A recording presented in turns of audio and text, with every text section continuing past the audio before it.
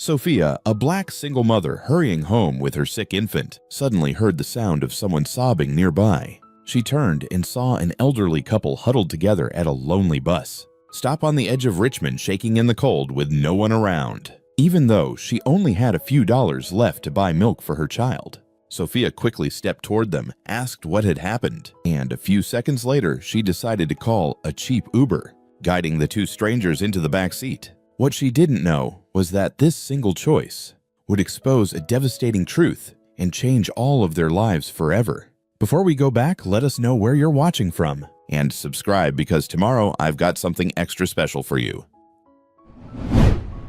The bus stop on the edge of Richmond sat empty under the orange glow of a dying streetlight. Sophia Williams shifted her 3-month-old son, Ethan, against her shoulder, feeling the weight in her arms and the deeper weight in her chest. 4 months. 4 months since Michael's funeral, and she still wasn't used to coming home to silence. Her phone showed 8:47 p.m. The last bus had left 20 minutes ago. Great, she muttered, already calculating the Uber cost she couldn't afford. That's when she heard it, a sound that made her freeze. Crying. Not a child's cry, but something worse. The kind of sobbing that comes from somewhere deep and broken. Sophia turned. On the stone bench 15 feet behind her sat an elderly couple, white-haired and hunched together like they were trying to become one person. The woman's face was buried in the man's shoulder, her body shaking. The man's eyes were closed, tears streaming down his weathered cheeks. Sophia's first instinct was to look away. Mind your business. Get home. You've got enough problems. But something about the way they held each other.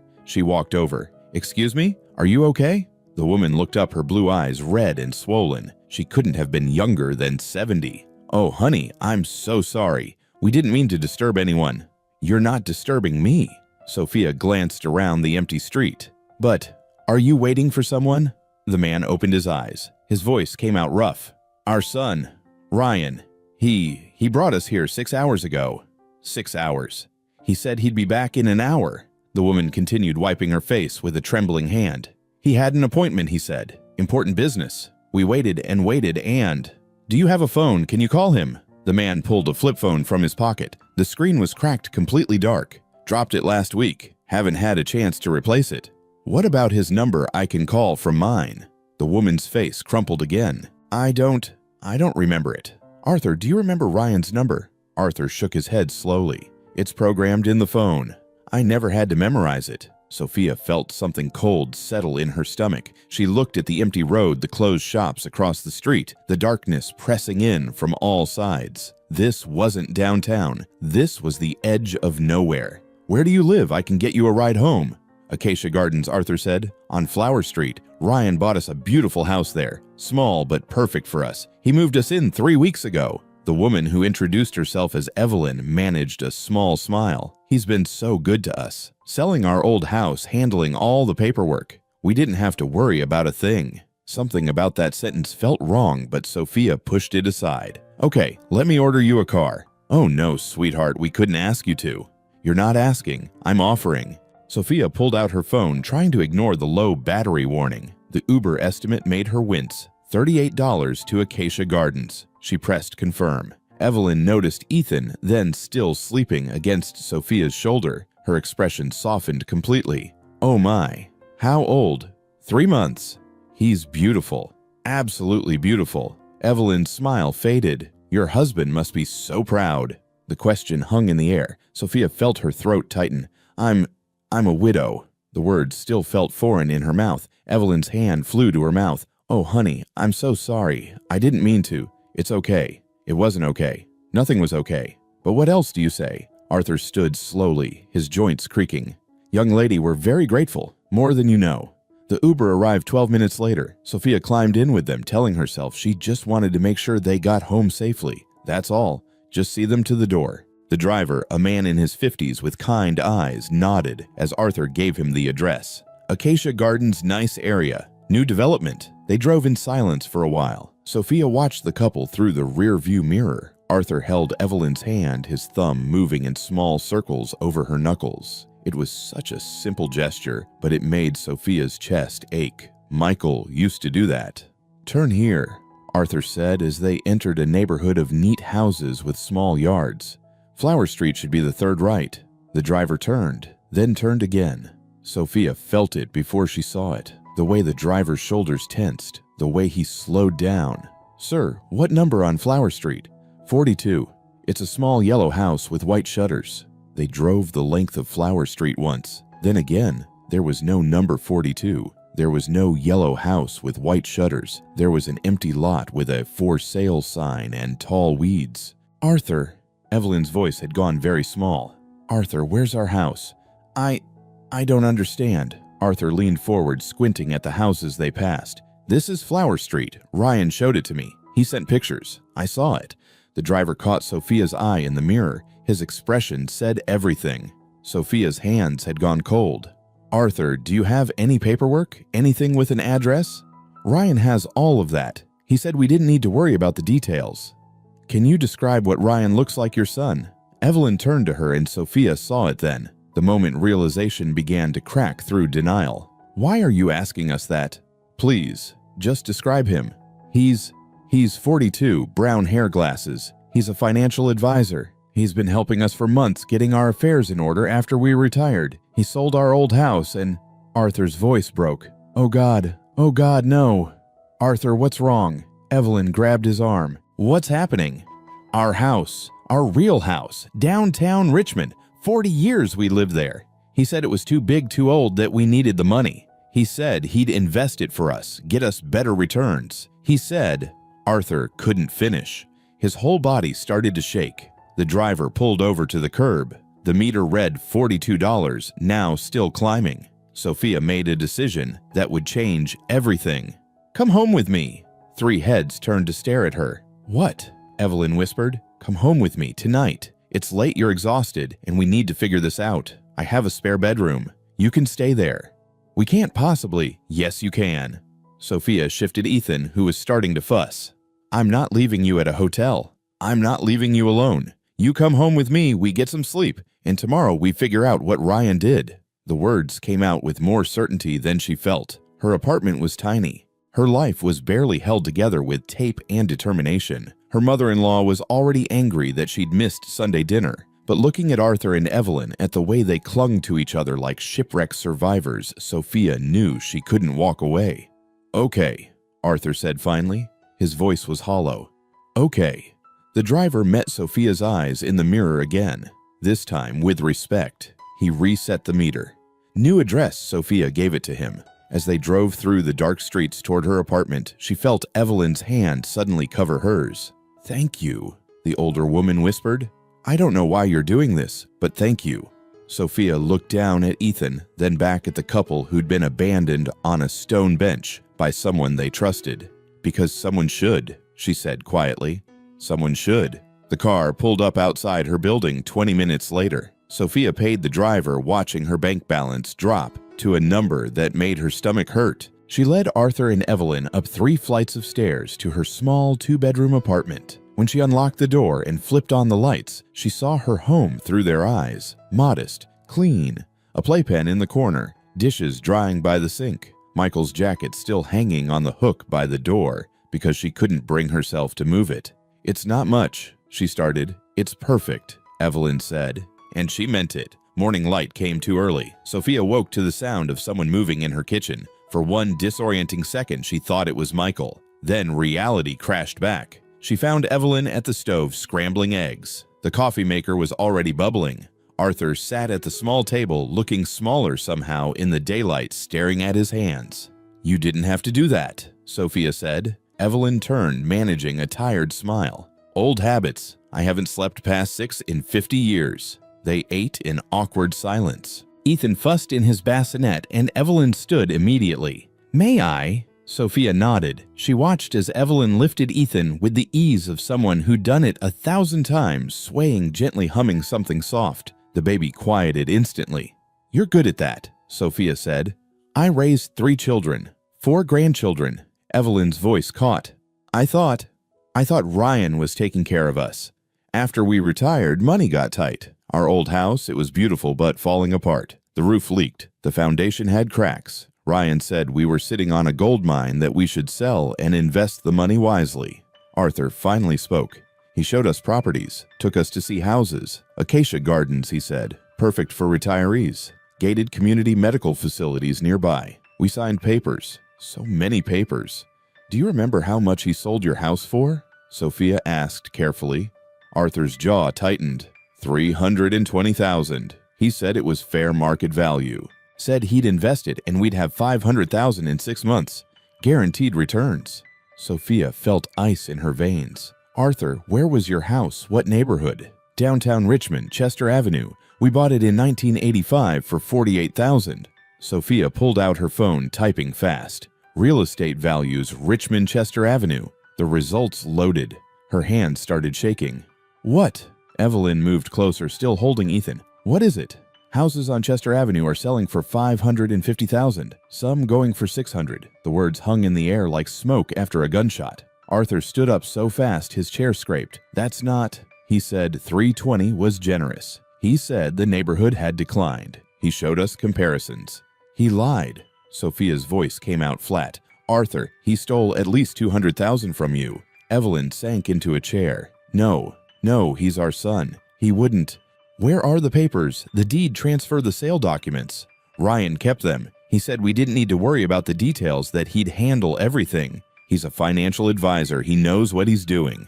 An alarm went off in Sophia's mind. Every instinct she'd developed working in banking for the past 6 years started screaming. This wasn't just a bad deal. This was fraud. Systematic, calculated fraud. The doorbell rang. Sophia froze. It was 9 a.m. on a Saturday. Nobody visited her on Saturday mornings. She opened the door to find Sharon, her mother-in-law, standing in the hallway with a covered dish and a smile that died the second she looked past Sophia into the apartment. Who are they? Sharon's voice went sharp. Sharon, hi, I wasn't expecting. I brought you breakfast casserole, like I do every Saturday. Sharon pushed past her, stopping in the middle of the living room. Her eyes moved from Arthur to Evelyn to the small overnight bags by the couch. Sophia, a word, outside now. It wasn't a request. Sophia followed her mother-in-law onto the small balcony, closing the sliding door behind them. Through the glass, she could see Arthur and Evelyn sitting rigid, pretending not to watch. What the hell is this? Sharon hissed. They needed help. Their son abandoned them, and I don't care if their son set them on fire. You don't bring strangers into your home, into my grandson's home. It's my home, Sharon. Is it? Sharon's face went red. Because last I checked, I'm the one paying half your rent. I'm the one who comes here 4 days a week to watch Ethan while you work. I'm the one who's been holding this family together since Michael died. The words hit like slaps because they were true. All of it was true. They had nowhere to go, Sophia said quietly. That's not your problem. You can barely take care of yourself and your son. You work 10-hour days. You can't afford childcare. You're drowning in credit card debt from the funeral. And now you want to add 2 elderly strangers to that disaster. They're not strangers anymore. It's been one night, Sophia. One night, and you think you know them. You think you can save them. Sharon stepped closer. I've been patient. I've been understanding. But this is insane. You want to know what happens to people who take in every stray that needs help? They lose everything. What do you want me to do? Throw them out? Yes. Call social services. Let them handle it. That's what they're for. Sharon. No. Listen to me. Sharon's voice dropped low. It's them or me. You want to play Mother Teresa, fine. But I'm not going to stand by and watch you destroy yourself and put my grandson at risk. You choose right now. Them or me. The ultimatum hung between them like a blade. You can't ask me to do that. I just did. Them or me, Sophia. I won't come back here if those people are still in your house. I won't watch Ethan. I won't help you anymore. And you'll have no one. Sharon turned and walked back through the apartment without another word. The door slammed behind her. Sophia stood on the balcony, her hands gripping the railing so hard her knuckles went white. Through the glass, she saw Evelyn and Arthur sitting exactly as before, but their faces had changed. They'd heard everything. She opened the door and stepped back inside. We'll go, Arthur said, immediately standing. We'll leave right now. We're so sorry, we never meant to cause you trouble. Evelyn was already gathering their bags, moving with quick, panicked efficiency. You've been so kind, but your mother-in-law is right. You can't risk your family for us. Stop! Sophia's voice came out harder than she intended. Both of them froze. Just stop. Sit down. But sit down. They sat. Sophia pulled out her laptop, setting it on the table. Before you go anywhere, I need information. Your full names, your old address, Ryan's full name when he sold the house, everything you can remember." "Why?" Arthur asked. "Because I'm going to fix this." "You can't," Evelyn whispered. "He's our son. He has all the legal documents. We signed everything he put in front of us because we trusted him. Then we find a lawyer. We file a police report. With what money?" Arthur's voice cracked. "We have nothing. Ryan took everything. We can't afford a lawyer. We can barely afford food." Sophia opened her laptop and started typing. "My family's lawyer, David. He handled Michael's estate. Let me call him." "It's Saturday," Evelyn said. "David owes me a favor." Sophia pulled out her phone and dialed. He answered on the third ring. "Sophia, everything okay?" "David, I need your help. I need it now, and I need it pro bono." There was a pause. "Tell me." She told him everything. The bus stop, the missing house, the numbers that didn't add up. Arthur and Evelyn sat frozen, listening to their nightmare being laid out in clinical detail. When Sophia finished, David was quiet for a long moment. "Those are all the signs of a scam. Elder financial abuse fraud, possibly identity theft. Sophia, this is serious. This is criminal. Can you help them?" "Yes, but it's going to take time. Months, maybe years. The legal system moves slowly, and if Ryan has the paperwork, just tell me you'll try." Another pause. "I'll try. Send me everything you have. I'll start making calls Monday morning." "Thank you, David." "Sophia, why are you doing this?" She looked at Arthur and Evelyn, at their faces carved with betrayal and fear. "When my husband passed away, I felt abandoned by the whole world, like I was falling and no one would catch me. They were abandoned by their own son. I know how much it hurts to feel like you have no one." She hung up. Evelyn was crying again, but differently this time. Why would you do this for us?" "Because someone should," Sophia said simply. The weekend crawled by in a strange fog. Sophia called out sick from work Monday, something she never did, and spent the day on her laptop while Arthur and Evelyn sat nearby, speaking in low, broken sentences. David called at 3 p.m.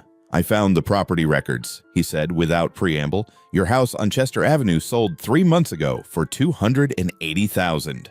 Arthur's face went gray. $280. Ryan told us $320. He pocketed $40,000 before you even saw a dime. But that's not the worst part. The buyer was a shell corporation. I tracked it back. Ryan owns it. He sold your house to himself at below market value, then likely flipped it immediately for full price. You were never going to see that $500,000, Arthur. You were never going to see any of it." Evelyn made a sound like she'd been punched. "There's more," David continued. "I did some digging. This isn't Ryan's first time. He's done this to at least 3 other elderly couples in the past 4 years. Different names, different schemes, but same pattern. He gains their trust, convinces them to sell property, then vanishes with the money." "So he's a con artist," Sophia said. "Our son is a professional con artist." "Not just that. He hasn't paid property taxes on your old house in 3 years. The new owners are going to get hit with liens. He's left a trail of financial destruction wherever he goes."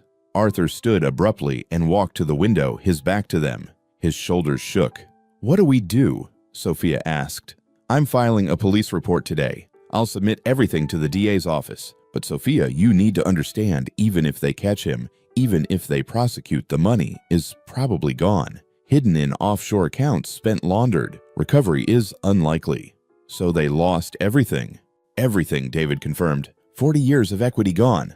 I'm so sorry." After the call ended, nobody spoke for a long time. Arthur stayed at the window. Evelyn sat with her hands folded in her lap, staring at nothing. Finally, Arthur turned around. His eyes were red. 40 years. 40 years I worked at the shipyard. Double shifts, holidays, weekends. We saved every penny. We bought that house with money we earned with our own hands. We raised our children there. We were going to leave it to them. And now... He couldn't finish. "Now we have nothing," Evelyn whispered. "We're homeless. We're 75 years old, and we're homeless." Sophia felt something crack open in her chest. She thought about Michael, about the life insurance policy Sharon had helped her navigate, about the small savings account that was all she had left of their plans together. She thought about being abandoned. She made another decision. "You're not homeless. You live here." Arthur shook his head. "We can't ask that of you. Your mother-in-law was right. We're strangers, and you're not strangers anymore. And I'm not asking you. I'm telling you. You live here until we figure this out. But the money. I don't want your money. I want..." Sophia stopped searching for words. When Michael died, people said nice things. They brought casseroles and flowers. Then they disappeared. Everyone disappeared. I was drowning and no one stayed. So I'm staying. For you. Because that's what people should do. Evelyn stood and walked over to Sophia. She took both of Sophia's hands in hers. You're a young woman with a baby and a full-time job. You can't take on two broken old people.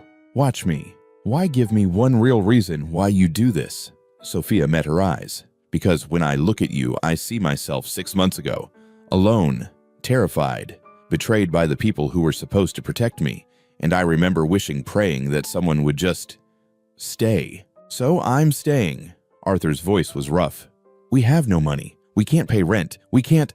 I don't care about rent. Then what do you want from us? The question hung in the air. Sophia looked at Ethan sleeping in his bassinet, tiny and vulnerable. She thought about tomorrow, about going back to work, about Sharon's ultimatum.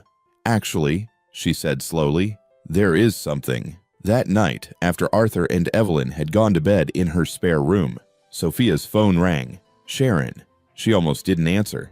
Hello? Are they still there? Sharon's voice was ice. Yes. Then we're done. I won't be coming by anymore. You're on your own, Sophia, completely on your own.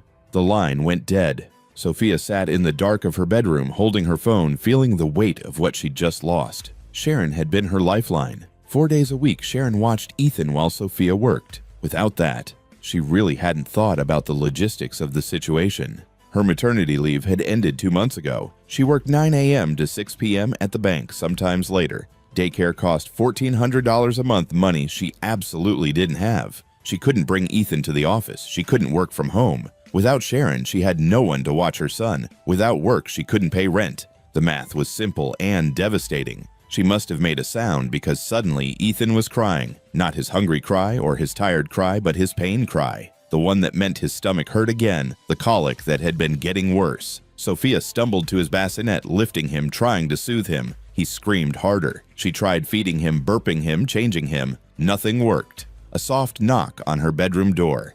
Sophia, can I help? Evelyn stood in the doorway in a borrowed nightgown, her silver hair loose around her shoulders. I don't know what's wrong with him, Sophia said, fighting tears. He does this every night now. The doctor said it's colic, but nothing helps. May I try? Sophia handed over her son, feeling like a failure. Evelyn settled into the rocking chair, laying Ethan across her knees, face down. Her hands moved in slow, practiced circles on his tiny back. She hummed something low and melodic. Then she pulled a small cloth from her pocket, dampened it with water from the nightstand, and dabbed a few drops on the baby's lips. Chamomile, she said softly. Just a taste. My grandmother's trick? Within 2 minutes, Ethan stopped crying. Within 5, he was asleep. Sophia stared. How did you? 3 children, remember, raised them all through colic. You learn things. Evelyn looked up, her face soft in the dim light. Your mother-in-law, she doesn't do this. She feeds him and changes him. But when he cries like that, she just puts him in the bassinet and waits it out. Says crying is good for baby's lungs. That's old thinking. Cruel thinking. Evelyn stood carefully transferring Ethan back to his bassinet. He stayed asleep. You're exhausted. I'm always exhausted. You need help. I had help. Now I don't. Sophia sat on the edge of her bed, feeling everything crash down at once. Sharon won't come back. I have to work. I can't afford daycare. I don't know what I'm going to do. Evelyn sat beside her. What time do you leave for work? 8:30. What time do you get home? 6:30 usually, sometimes 7. And Ethan, he eats every 3 hours. Like clockwork. Evelyn was quiet for a moment. Then I could watch him. Sophia turned to stare at her. What? During the day while you work. I could watch Ethan. I'm good with babies. Better than I am at anything else anymore. Evelyn, no. You're dealing with your own crisis. You can't sit around all day feeling sorry for myself, dwelling on what my son did to us. Evelyn's voice turned fierce. I need a purpose, Sophia. I need to feel useful. I need to feel like I'm not just a burden taking up space in your home. You're not a burden. Then let me help. Let me watch Ethan while you work. Let me give back some of what you've given us. But Arthur can take care of himself during the day. He'll probably be more comfortable without me hovering over him anyway. Evelyn took Sophia's hand. Please, let me do this. Sophia looked at her son sleeping peacefully for the first time in weeks. She thought about tomorrow, about the impossible choice she'd been facing. She thought about daycare centers where babies screamed in rows of cribs, about strangers who'd never sing lullabies or know the chamomile trick. Are you sure? I've never been more sure of anything. The next morning over breakfast, Sophia presented the idea to Arthur. He listened carefully, then nodded slowly. It makes sense, he said. Evelyn's a wonderful caregiver. She practically raised our grandchildren single-handed. But Sophia, we should be clear about terms. Terms. A real arrangement, fair to everyone.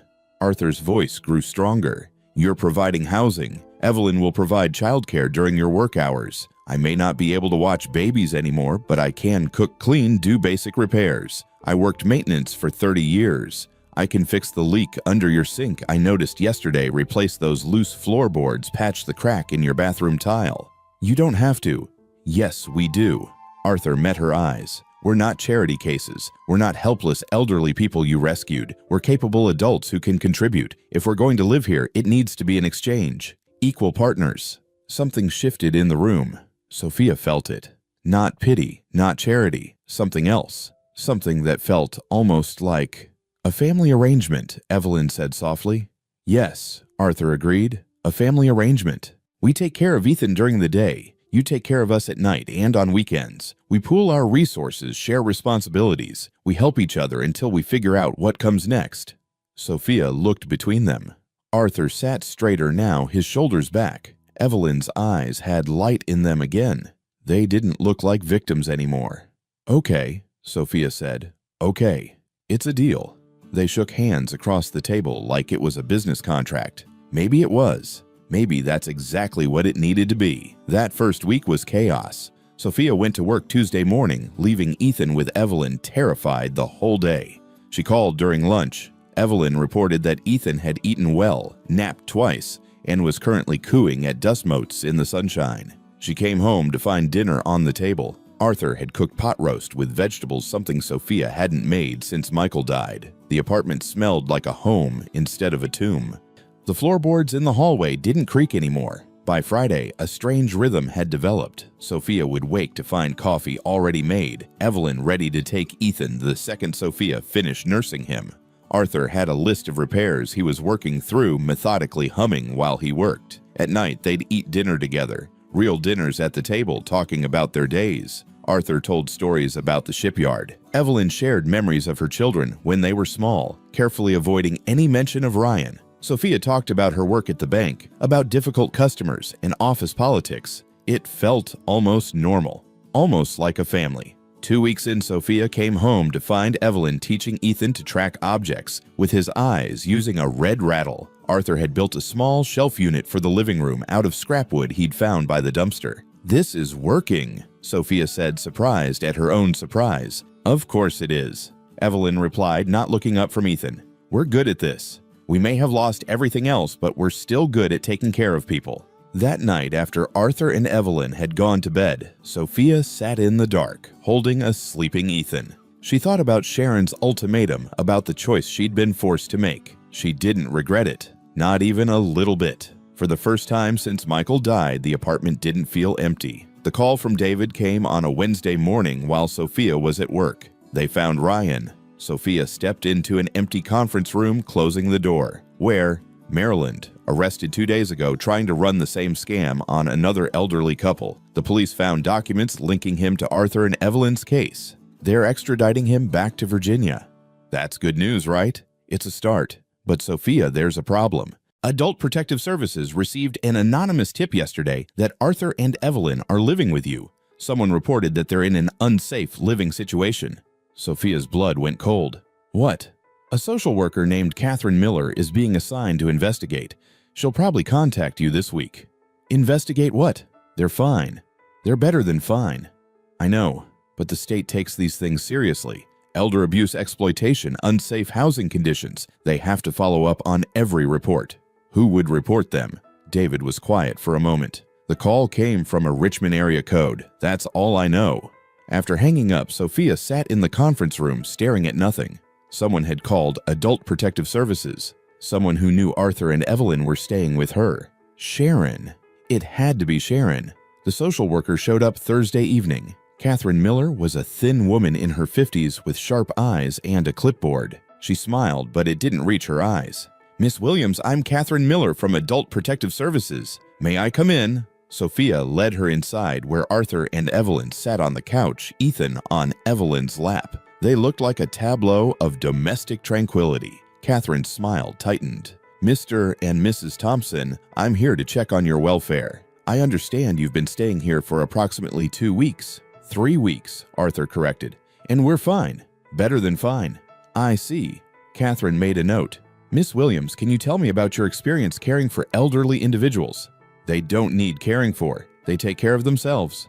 "But you work full-time, correct 10 hours a day. Who supervises them when you're not home?" "Supervises?" Evelyn's voice went sharp.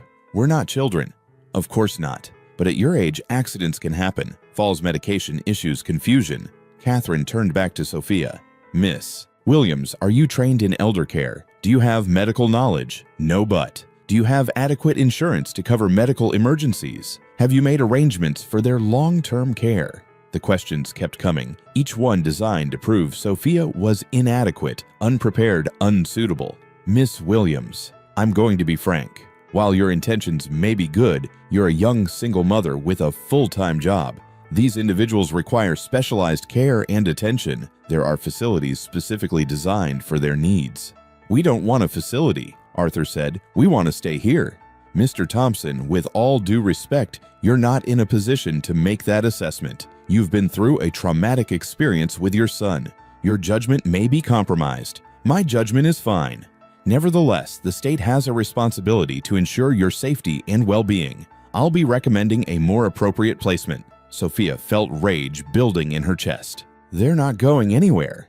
"That's not your decision to make?" Catherine stood, her smile completely gone now. "I'll be filing my report next week. Someone will be in touch about placement options." After she left, the three of them sat in silence. "She's going to take us away," Evelyn whispered. "She's going to put us in some horrible facility." "No," Sophia said. "No, she's not." She called David immediately. "There's one option," he said after she explained everything. "Legal guardianship. If you become their legal guardian, the state can't remove them without proving you're unfit. You'd have full legal and financial responsibility for their welfare, but you'd also have the authority to make decisions about their care." "How do I do that?" "It requires a court petition, a hearing, possibly a home study. It's not simple. And, Sophia, you need to understand what you're taking on. If their medical bills pile up, you're responsible. If something happens to them, you're responsible. This isn't just having roommates. This is becoming their legal caregiver." Sophia looked at Arthur and Evelyn at the fear in their faces. "I want to do it," she said. "I want to be their guardian." David was quiet. "Okay, I'll start the paperwork. This is going to get complicated." "When is it not?" The guardianship petition took 2 weeks to process. During that time, Catherine Miller called twice more, each time with thinly veiled threats about non-compliance and state intervention. The hearing was scheduled for a Friday morning. David met them at the courthouse. "The judge is fair but thorough," he said. "She'll ask about finances, housing, your ability to provide care. Be honest, be clear, and show her that this is what Arthur and Evelyn want." They entered the courtroom. The judge, a black woman in her 60s named Judge Patricia Harrison, looked over her glasses at them. "Miss Williams, you're petitioning for guardianship of Arthur and Evelyn Thompson. Can you explain why Sophia stood? Because they're my family, Your Honor. Not by blood, but by choice. Because they need someone who will fight for them, protect them, give them dignity. Because I can provide that." "Can you afford to provide that guardianship includes financial responsibility?" "I work full-time at First Richmond Bank. I have health insurance that can be extended to cover them. I have a stable home. And they contribute. Evelyn provides childcare for my son. Arthur handles home maintenance. We're partners." Judge Harrison turned to Arthur and Evelyn. "Mr. and Mrs. Thompson, is this what you want?" "Yes," Arthur said firmly. "Absolutely yes. You understand that Miss Williams would have legal authority over medical decisions, finances, living arrangements." "We trust her completely," Evelyn said. "She's saved our lives, literally saved our lives." The judge made notes. "I'm going to approve this guardianship on a provisional basis for 6 months. Miss Williams, you'll submit quarterly reports about their welfare. If I see any indication that this arrangement isn't working, I'll revisit the decision. Do you understand?" "Yes, Your Honor." "Then guardianship is granted." Outside the courthouse, Evelyn grabbed Sophia and held on tight. "Thank you. Thank you." Arthur shook David's hand, then Sophia's. "You didn't have to do this." "Yes," Sophia said, "I did." That night, she lay awake thinking about what she'd just committed to. Legal responsibility for two people she'd known for less than a month. If something went wrong, it would be on her. But nothing felt wrong. For the first time in months, everything felt exactly right. The call came on a Tuesday morning 2 weeks after the guardianship hearing. Sophia was at work when her phone rang with an unknown number. "Hello? Is this Sophia Williams?" A woman's voice, sharp and educated. "Yes, who's this?" "Patricia Thompson, Evelyn and Arthur's daughter. I'd like to know why you have my parents." Sophia stepped outside the bank, her heart pounding. "Your parents are staying with me because they had nowhere else to go." "That's impossible. They have a house. Ryan bought them a house." "Ryan sold their house and stole the money. Your parents were abandoned at a bus stop. I found them." There was a long silence. "I don't believe you." "Ryan wouldn't. Ryan is in jail, Patricia. He's being charged with elder fraud. You can call the Richmond Police Department and confirm that yourself." Another silence, longer this time. "I want to see them. Give me your address." "I need to ask them first if they want to see you." "They're my parents. You can't keep them from me." "I'm not keeping them from anyone, but I'm not giving out my address without their permission." Sophia hung up, hands shaking. She called home immediately. Arthur answered. "Your daughter Patricia just called me. She wants to see you." She heard Arthur tell Evelyn, muffled conversation. Then Evelyn came on the line. "What did she say?" "That she wants to see you. That she didn't know about Ryan." "She knew." Evelyn's voice was bitter. "She knew something was wrong. We told her Ryan was acting strange, that money was disappearing. She said we were being paranoid. She said we should trust our son." "Do you want to see her?" A long pause. "I don't know. I honestly don't know." "It's your choice, completely your choice." "Give her the address," Arthur said in the background. "Let her come. We need to face this eventually." Saturday morning arrived with gray skies and cold wind. Sophia had cleaned the apartment obsessively, though she wasn't sure why. Arthur and Evelyn sat on the couch like they were waiting for execution. The knock came at 10 a.m. exactly. Sophia opened the door to find a woman in her late 40s, blonde hair, pulled back expensive coat, designer bag. Behind her stood a man in a business suit, equally polished. "Patricia." "Where are my parents?" "Inside. But before you come in, we need to establish some ground rules." Patricia pushed past her. Mom, Dad, Evelyn stood slowly. She didn't move toward her daughter. "Hello, Patricia. What is happening? Why are you living here with—" Patricia looked at Sophia with barely concealed disgust. "Her. Because she saved us," Arthur said quietly. "When Ryan left us with nothing, she took us in." "Ryan didn't leave you with nothing. He bought you a house." "He stole our house," Evelyn said. "He sold it for a fraction of its value and kept the money. We have nothing, Patricia, nothing." "That's ridiculous. Ryan is a financial advisor. He was helping you invest." "He's a con artist," Sophia cut in. "He's done this to multiple elderly couples. He's currently in jail awaiting trial." Patricia's husband stepped forward. "Who the hell are you to make accusations about family you don't know?" "I'm the person who found your in-laws sobbing at a bus stop where their son abandoned them. Where were you?" "We live in New York. We have our own lives, our own children. Your parents needed help, and you weren't there. So you swooped in to play savior." Patricia turned to her parents. "Can't you see what's happening? She's isolated. You convinced you that your own family abandoned you, made herself indispensable. This is textbook elder manipulation." Sophia felt her temper snap. "Manipulation. I work full-time to support them. I used my own money to hire a lawyer. I became their legal guardian so the state wouldn't put them in a facility. What have you done?" "Legal guardian." Patricia's face went white. "You have no right. The court gave me that right. Your parents chose this." They're not mentally competent to make that choice. Ryan proved that by taking advantage of them." Arthur stood up, his voice like thunder. "Don't you dare suggest we're incompetent. We made a mistake trusting Ryan, but we're perfectly capable of deciding where we want to live and who we want to live with." "Dad, please."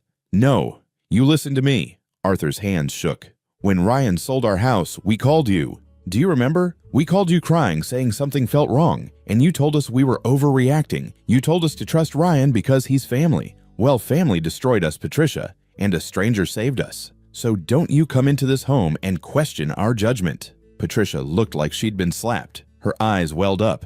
I didn't know. I swear, I didn't know it was this bad. You didn't want to know, Evelyn said softly. It was easier to believe everything was fine. So what, you're just going to live here with her forever, as long as she'll have us? Patricia turned to Sophia, her expression hardening. You can't take care of them properly. You're too young. You have a baby, you work all day. They need proper care, professional care. They need family, Sophia said. They need people who actually show up. I'm here now. 3 weeks too late. Patricia's husband grabbed her arm. Come on, we're not getting anywhere. He looked at Arthur and Evelyn. We're staying at the Marriott downtown, room 412. If you change your minds, if you want real help, call us. They left without saying goodbye. After the door closed, Evelyn sank back onto the couch. She wasn't crying, but she looked hollowed out. She thinks we're senile, Arthur said. Our own daughter thinks we've lost our minds. She's scared, Sophia said. She's dealing with guilt and fear, and it's coming out as anger. She'll be back, Evelyn whispered. She won't let this go. She'll try to take us away from you. Sophia sat between them on the couch. Then we'll fight her, together. But she knew Evelyn was right. Patricia wasn't done, not even close. The letter from Patricia's lawyer arrived 4 days later. David called her at work the moment he received the court filing. Sophia Patricia is challenging the guardianship. She's petitioning for it to be transferred to her, claiming you're too young and inexperienced, that you coerced Arthur and Evelyn during a vulnerable time, and that keeping them in Virginia away from their New York family is harmful to their well-being. Can she do that? She can try. And she has resources, good lawyers, expert witnesses. This isn't going to be easy. That night, Sophia sat at the kitchen table with Arthur and Evelyn, the legal papers spread between them. You should let us go, Evelyn said quietly. What? To New York, with Patricia. You've done so much already. You shouldn't have to fight a legal battle for us. You don't want to go to New York. No, Arthur admitted. We don't, but we also don't want to destroy your life. Sophia looked at them both. These two people who'd become grandparents to Ethan, who'd filled the silence in her home with laughter and stories and purpose. She thought about coming home to an empty apartment again. She thought about Ethan growing up without them. You're not destroying my life, she said. You're the best thing that's happened to my life since Michael died. But the legal fees, the time, the stress, I don't care. We're fighting this. David warned them the trial would be thorough. Patricia's lawyer, a man named Richard Chen, was known for being aggressive. He'd bring in psychologists to evaluate Arthur and Evelyn's mental capacity, social workers to inspect Sophia's home, financial experts to question her ability to provide adequate care. He'll try to paint you as a well-meaning but naive young woman in over her head, David said. He'll suggest you're financially benefiting from this arrangement somehow. He'll make it sound like you're the one taking advantage of them. Let him try. The preparation was exhausting. Sophia had to document everything, every meal, every doctor's appointment, every expense. She photographed the apartment from every angle. She got letters from neighbors, from her employer, from Ethan's pediatrician, who'd noticed how much healthier the baby seemed with Evelyn's care. 2 days before the trial, Sophia sat with Arthur and Evelyn in the living room. Ethan was asleep in Evelyn's arms, completely peaceful. I need to tell you both something, Sophia said. Before we go into that courtroom. They looked at her waiting. When I found you at that bus stop, I thought I was doing the right thing. Being a good person. Helping strangers. She had to pause, her throat tight. But somewhere along the way, you stopped being strangers. You became my parents. The parents I wish I'd had growing up. The grandparents Ethan deserves. You've taught me how to be a better mother. You've shown me what real family looks like. And I don't want to lose that. I don't want to lose you. Evelyn's eyes filled with tears. Oh, sweetheart. So tomorrow, when we go into that courtroom, I need you to know something. I'm not fighting to keep you here out of obligation or stubbornness. I'm fighting because you're my family, and family doesn't give up on each other. Arthur reached over and took her hand. His grip was strong.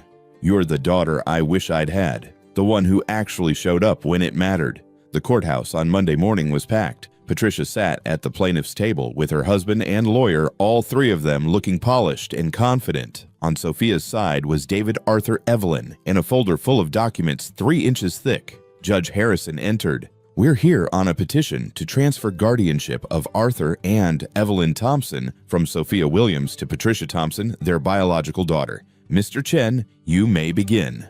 Patricia's lawyer stood smoothing his tie. Your Honor, this case is straightforward. Miss Williams is a 28-year-old single mother with a full-time job and an infant. She has no training in elder care, no experience managing complex medical needs, and insufficient financial resources to provide the level of care my client's parents require. Mrs. Thompson, by contrast, is their daughter, lives in a city with excellent medical facilities, has the financial means to provide top-tier care, and has a stable family home with her husband and children. He called his first witness, a psychologist named Dr. Raymond Foster. Dr. Foster, in your evaluation of Mr. and Mrs. Thompson, what did you find? I found two elderly individuals who have suffered significant trauma and financial exploitation. Such trauma can impair judgment and make individuals susceptible to undue influence. In your professional opinion, could they have been influenced to accept Miss Williams' guardianship? It's certainly possible. In vulnerable states, people often attach to their rescuers. It's a form of trauma bonding. David stood for cross-examination. Dr. Foster, did you find any evidence of cognitive impairment in Arthur or Evelyn Thompson? No, but. Did you find any evidence that Miss Williams has harmed them in any way? Not directly, but the situation itself. Yes or no, doctor? Has Miss Williams harmed them? No. Have they expressed any desire to leave her care? No, but thank you. No further questions. Next came a social worker who testified about age-appropriate care and proper elder facilities. Then a financial analyst who questioned Sophia's ability to handle future medical expenses. Each witness was professional, articulate, and devastating. Finally, Richard Chen called Patricia to the stand. Mrs. Thompson, can you describe your relationship with your parents? We've always been close. I call every week. I visit when I can. They're wonderful people who've worked hard their whole lives. Did you know about the situation with your brother Ryan? Not until recently. I knew they'd sold their house, but Ryan told me he was helping them invest the money. I had no idea he was stealing from them. And when you learned Miss Williams had guardianship of your parents, how did you feel? Patricia's voice broke. Terrified. My parents are in their 70s. They need specialized care, people who understand their needs. This young woman with all good intentions simply isn't equipped to provide that. I love my parents. I want what's best for them, and I can give them that in New York. It was a perfect performance. Sophia watched the judge's face, trying to read her reaction. Then it was their turn. David called Arthur to the stand first. Mr. Thompson, do you want to live with your daughter Patricia? No. Why not? Arthur took a breath. Because Patricia loves us the way you love a responsibility. Sophia loves us the way you love family. Patricia would put us in a nice facility with good food and activities. Sophia made us part of her life. There's a difference. Do you feel Miss Williams has taken advantage of you? Absolutely not. She saved our lives. And more than that, she gave us purpose again. I fixed things around her apartment. I feel useful. Evelyn cares for her baby. We're not just being taken care of. We're contributing. We matter. If the court transfers guardianship to your daughter, what would you do? Arthur's voice was firm. I'm 75 years old. At some point, the court has to respect that I know what I want and where I want to be. And I want to be with Sophia. Evelyn's testimony was similar, but more emotional. She talked about holding Ethan, about having a purpose for the first time since retiring, about feeling like a grandmother again instead of a burden. My daughter wants to do the right thing, Evelyn said. But the right thing to her means putting us somewhere safe and supervised. The right thing to Sophia means making us part of her family. I don't want safe. I want family. Finally, David called Sophia. Miss Williams, why did you take in Arthur and Evelyn Thompson? Because they needed help and I could help them. Are you benefiting financially from this arrangement? No, they have no money. I support them entirely. Then why continue? Why fight so hard to keep guardianship when you could have an easier life without them? Sophia looked at Arthur and Evelyn. Because they're not a burden. They're my family. They help raise my son. They've taught me things about patience and strength and what it means to show up for people. When my husband died, I thought I'd lost my family, but I didn't lose it. I found a new one. Richard Chen stood for cross-examination. Miss Williams, you're 28 years old with a 9-month-old infant. What happens when Arthur or Evelyn has a medical emergency and you're at work? I call 911, same as anyone would. What if they need long-term care? Nursing facilities cost thousands per month. Can you afford that? We'll figure it out together. Together, or will you be the one making all the decisions because you hold the legal power? I make decisions with them, not for them. But legally, you have the authority to override their wishes, correct? Legally, yes. But I never would. How can the court trust that? Sophia met his eyes. Because for 6 months, I've proven it. Every decision, every choice, every plan we make together. That's what family does. Judge Harrison called a recess. They waited in the hallway, none of them speaking. Sophia's hands wouldn't stop shaking. 30 minutes later, they were called back in. Judge Harrison looked at her notes, then at everyone in the courtroom. I've reviewed all the evidence and testimony. This is an unusual case. On paper, Mrs. Thompson appears to be the more suitable guardian. She's the biological daughter. She has more resources she can provide, what most would consider more appropriate care. Sophia's heart sank. However, the judge continued, this court must consider what the individuals in question want. Mr. and Mrs. Thompson are not cognitively impaired. They're not being coerced. They've made a clear, rational choice about where they want to live and who they want caring for them. And I believe that choice should be respected. Sophia couldn't breathe. Family isn't just about blood. It's about love, care, respect, and commitment. From what I've seen, Miss Williams has provided all of those things. Therefore, guardianship will remain with Sophia Williams. However, I'm ordering quarterly check-ins for the next year to ensure this arrangement continues to serve everyone's best interests. The gavel came down. Sophia grabbed David's arm to keep from falling. Arthur and Evelyn were hugging each other and crying. Across the aisle, Patricia sat frozen, her face pale. Outside the courthouse, Patricia caught up to them. "Mom, Dad, please."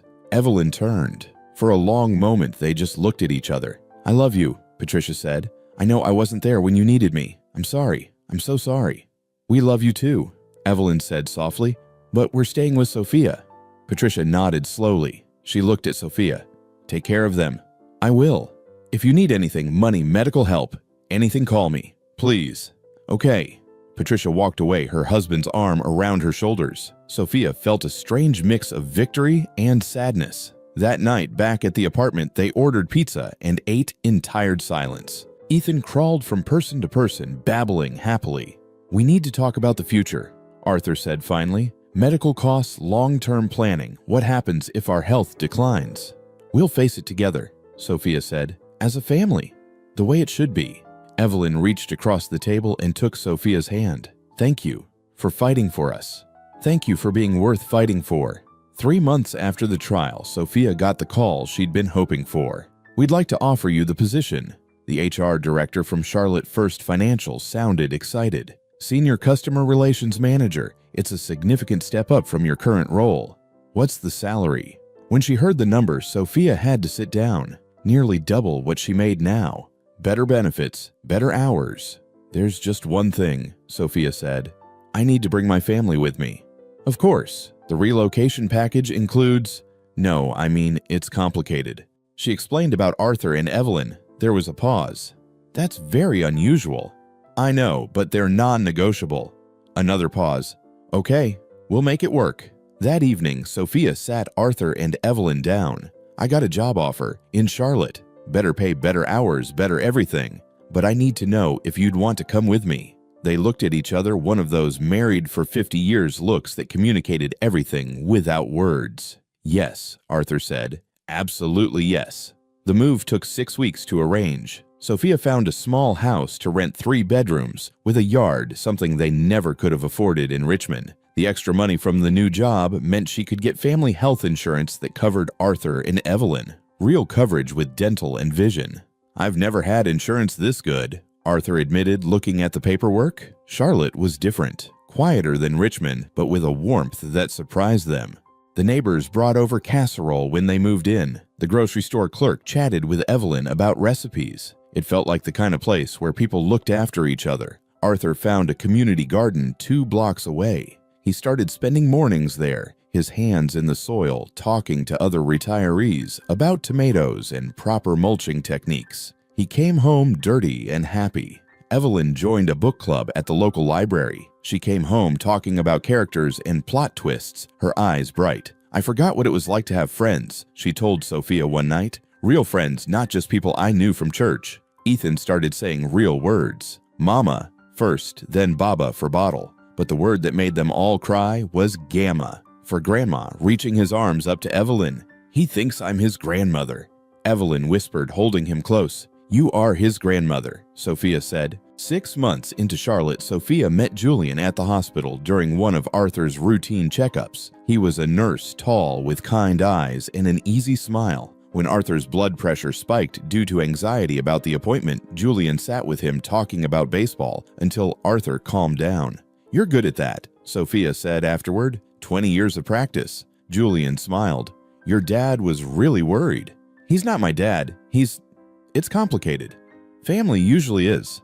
They ran into each other again at the grocery store, then at a coffee shop. Then he asked her to dinner. Sophia said no at first. Too complicated, too soon, too much going on. But Julian was patient. He didn't push. He just kept showing up, being kind, making her laugh. Their first real date was 3 months later. Sophia was terrified to leave Ethan, but Evelyn shooed her out the door. "Go! Have fun. Remember what that feels like." Dinner turned into coffee. Coffee turned into a walk. A walk turned into standing outside her house at midnight talking about everything and nothing. "I should warn you," Sophia said. "I come with a lot of baggage." "Most interesting people do." "I mean a lot. A baby, 2 elderly roommates who are actually my legal dependents, a dead husband, a mother-in-law who hates me, and about 15 different kinds of trauma." Julian smiled. "I'm a nurse. I've seen worse." He didn't run. That was the shocking part. He met Arthur and Evelyn and treated them like the important people they were, not obstacles to navigate around. He played with Ethan on the floor, making silly voices that made the baby shriek with laughter. "I like him," Arthur said after Julian left one evening. "He's steady." Coming from Arthur, that was the highest compliment. The relationship moved slowly. Sophia needed slow. Julian understood that. He never pushed, never demanded, never made her feel guilty for having priorities other than him. One night, a year after they'd moved to Charlotte, Julian stayed for dinner. It had become routine by then. He'd show up with wine or dessert help. Arthur set the table chat with Evelyn about her book club Hold Ethan while Sophia finished cooking. After dinner, after Arthur and Evelyn had gone to their room, after Ethan was asleep, Julian and Sophia sat on the porch in the quiet darkness. "I love you," he said simply. Sophia's breath caught. "Julian, you don't have to say it back. I'm not asking for anything. I just wanted you to know." "I'm terrified," she admitted, "of losing someone again, of Ethan losing someone again." "I know, but you can't live your whole life afraid." 2 years after moving to Charlotte, on an ordinary Tuesday evening, Julian asked them all to sit down in the living room. Even Ethan, now 3 years old and constantly moving, was brought in. "I have a question," Julian said. He pulled out a small box. Sophia's heart stopped. "Before I ask, I need to say something to Arthur and Evelyn. You're part of this family. You're important. And I want you to know that if Sophia says yes, I'm not just marrying her. I'm joining all of you." Arthur's eyes were wet. "Son, that's the best thing anyone's ever said to me." Julian turned to Sophia. "Will you marry me?" She looked around the room, at Arthur and Evelyn, who'd become her parents, at Ethan, who was trying to eat the couch cushion, at Julian, patient and steady and real. "Yes," she said, "but I have conditions." Julian laughed through tears. "Of course you do.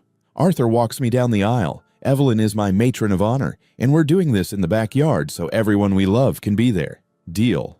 The wedding was small. Sophia wore a simple white dress. Arthur cried the entire way down the aisle. Evelyn stood beside her, radiant in lavender, holding a bouquet Sophia had picked from Arthur's garden. Patricia came. So did Evelyn and Arthur's other children, Alex and Jennifer, people who'd been absent for years but couldn't miss this. They looked at Sophia with a mixture of gratitude and shame. "Thank you," Patricia said quietly before the ceremony, "for saving them, for loving them, for doing what I should have done." "They saved me too," Sophia replied. Sharon didn't come. Sophia had sent an invitation, knowing it would be refused, but she'd needed to try. The ceremony was simple. No elaborate speeches, no grand gestures, just promises made in front of the people who mattered. When the officiant said, "You may kiss the bride," Arthur started clapping first. Ethan joined in, though he had no idea why. Everyone laughed. At the reception in their backyard, Arthur gave a toast. 2.5 years ago, Evelyn and I were abandoned at a bus stop by someone we trusted. We thought our lives were over. We thought we'd lost everything. His voice shook. But a young woman with a baby and more problems than anyone should have to handle decided we were worth saving. She didn't just give us a place to live, she gave us a reason to keep living. So here's to Sophia and Julian. May they have half the love and strength she's already shown us." Everyone drank. Sophia cried. It was perfect. 5 months after the wedding, Sophia found out she was pregnant. "A girl," the ultrasound tech said, smiling. Sophia and Julian named her Olivia. When they brought her home from the hospital, Evelyn was waiting with tears streaming down her face.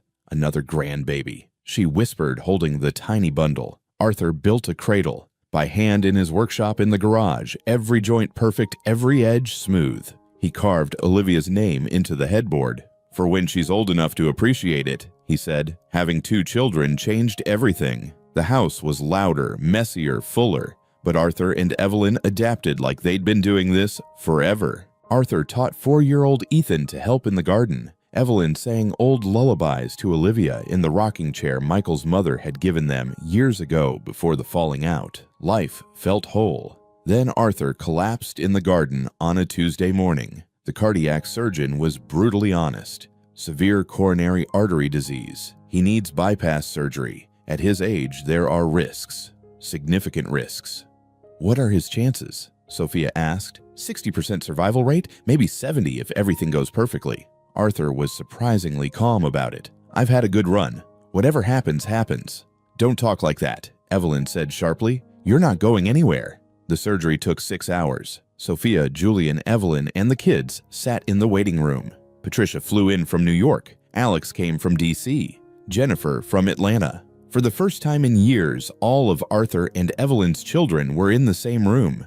"Thank you for calling us," Patricia said to Sophia, "and for everything else." When the surgeon finally came out, everyone stood at once. He made it. The next 72 hours are critical, but he made it. Evelyn's legs gave out. Julian caught her. Arthur's recovery was slow. Weeks in the hospital, then weeks at home with round-the-clock care. Julian, being a nurse, took over most of it, monitoring vitals, managing medications, helping Arthur relearn how to walk without getting winded. "Now it's our turn to take care of you," Julian told Arthur. "Fair is fair." Gradually, Arthur got stronger. 6 months post-surgery, he was back in the garden, though under strict orders to take it easy. He looked frailer now, moved slower, but his eyes still lit up when Ethan brought him a worm they'd found. "Look, Grandpa, it's huge." Grandpa, not Arthur, not Mr. Thompson. Grandpa. 2 years later, Evelyn started forgetting things. Small things at first, where she'd put her glasses, what day book club met the name of the neighbor's dog. Then bigger things. "She called me Jennifer yesterday," Sophia told Julian one night. "She thought I was her daughter." The diagnosis was Alzheimer's, early stage, but progressing. "How long?" Sophia asked the doctor. "Impossible to say. Could be 5 years, could be 15. Everyone's different." They made adjustments, labels on cabinets, calendars everywhere, a routine that never varied. Arthur took it the hardest watching the woman he'd loved for 50 years slowly slip away. "She still knows me," he said one morning after a particularly bad episode. "Most days, she still knows me." "She'll always know you," Sophia said, though neither of them believed it. For 3 more years they managed, good days and bad days. Days when Evelyn was completely herself, laughing with the kids and beating everyone at cards. Days when she didn't know where she was or why strangers were in her house. She died quietly in her sleep on a Sunday morning. She was 80 years old. The funeral was packed. Friends from the book club, neighbors, people from the community garden, Patricia and her family, Alex and his husband, Jennifer, and her kids. So many people whose lives Evelyn had touched. Arthur stood at the graveside, dry-eyed and silent. Sophia held his hand. "She was ready," he said finally. "She told me last month on a good day. She said she was ready to rest." After the funeral, Arthur moved differently through the house. Quieter, smaller, like he was already halfway gone. 3 years after Evelyn's death, on a cold November morning, Ryan showed up at their door. Sophia answered it, not recognizing him at first. He'd aged badly, gray hair, hollow cheeks, eyes that had seen things. "I'm looking for Arthur and Evelyn Thompson," he said. "I'm their son." Sophia's hand tightened on the doorknob. "I know who you are. Is my mother here? I need to apologize. I need to make things right. Your mother is dead. She died 3 years ago." Ryan's face crumpled. He actually staggered backward. "And your father is inside, probably making breakfast. The question is whether I let you in to see him or call the police. I did my time, 7 years. I just got out. You stole everything from them. You left them to die at a bus stop. I know, Ryan's voice broke. I know what I did. I've had 7 years to think about nothing else. I'm not here for forgiveness. I'm just here to say I'm sorry. Sophia wanted to slam the door in his face, wanted to scream at him about the terror she'd seen in his parents' eyes, about the years they'd spent rebuilding from nothing, about the fact that Evelyn died without ever understanding why her son betrayed her. Instead, she said, "Wait here." She found Arthur in the kitchen teaching 8-year-old Ethan how to make pancakes. Olivia was at the table coloring. "Arthur, someone's here to see you." "Who?" "Ryan." The spatula clattered to the floor. They talked on the porch, Sophia watching through the window. She couldn't hear what they said, but she saw Ryan crying, saw Arthur's face go through anger and pain and something else. After an hour, they came back inside. "He's staying for breakfast," Arthur said quietly. Ryan ate without speaking, tears streaming down his face the whole time. The kids stared at him with open curiosity. After breakfast, Arthur and Ryan went for a walk. When they came back, Arthur looked exhausted but lighter somehow. "I forgave him," he told Sophia later. "I don't know if I should have. I don't know if Evelyn would have, but I forgave him." "Why?" "Because I'm 83 years old and I don't have energy left for hate, and because he's still my son, even after everything." Ryan started visiting once a month. Awkward, painful visits where everyone tiptoed around the past. He brought gifts for the kids trying too hard. He offered money, which Arthur refused. "Keep your money," Arthur said. "If you want to make things right, be here. Show up. That's all I want." One night a year after Ryan had reappeared, Arthur called Sophia into his room. He looked tired. So tired. "I need to tell you something," he said. "The doctor says my heart is failing. Not an emergency, but soon. Maybe months, maybe a year." Sophia's throat closed up. "Arthur, listen. I need you to promise me something. When I'm gone, take care of Ryan." "What?" "He's broken. He's trying. He needs family. Promise me you'll look after him. Not like you did for us, but just don't let him disappear again." "Arthur, I can't promise. He's still my son. Ethan, Olivia, Ryan, they're all my grandchildren now, in different ways. Promise me you won't forget that." Sophia was crying now. "I promise." Arthur smiled. "You've given me so much more time than I ever expected. That night at the bus stop, I thought I was waiting to die. But you gave me 9 more years. 9 years of watching children grow, of being useful, of being loved. That's more than most people get." He died 6 months later peacefully, with Sophia holding one hand and Ryan holding the other. At the funeral, Ryan gave the eulogy. "My father had every reason to hate me," he said, voice shaking. "I stole from him. I betrayed him. I abandoned him and my mother when they needed me most. But he forgave me. He showed me that it's never too late to try to be better. And he introduced me to the woman who saved him, Sophia Williams, who taught all of us what family really means." After the funeral, Patricia pulled Sophia aside. "You did something incredible," she said. "You gave our parents 9 more years of happiness. Real happiness, not just existing. Thank you." "They gave me more," Sophia said simply. Years later, Sophia would look back at that night at the bus stop and wonder what would have happened if she'd just gone home. If she'd minded her own business, kept her head down, protected her own heart, she would have missed everything. The chaos and the joy and the impossible family they'd built from nothing. Ethan was 12 now, Olivia 9. They called Evelyn Grandma in their stories, though they barely remembered her. They talked about Grandpa Arthur like he was a legend. And they included Uncle Ryan in family dinners, though everyone was still a little uncomfortable. Was it worth it? Julian asked her one night after the kids were asleep.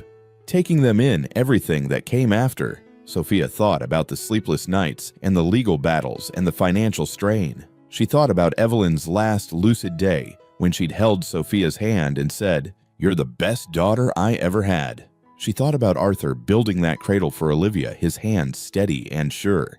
"Yes," she said, "every second of it." Because family wasn't about blood. It wasn't about obligation. It was about showing up when someone needed you even when it was hard. It was about choosing to stay when everyone else left. It was about a young widow finding 2 abandoned people at a bus stop and deciding against all logic and reason that they were worth saving. And in saving them, she'd saved herself. Join us to share meaningful stories by hitting the like and subscribe buttons. Don't forget to turn on the notification bell to start your day with profound lessons and heartfelt empathy.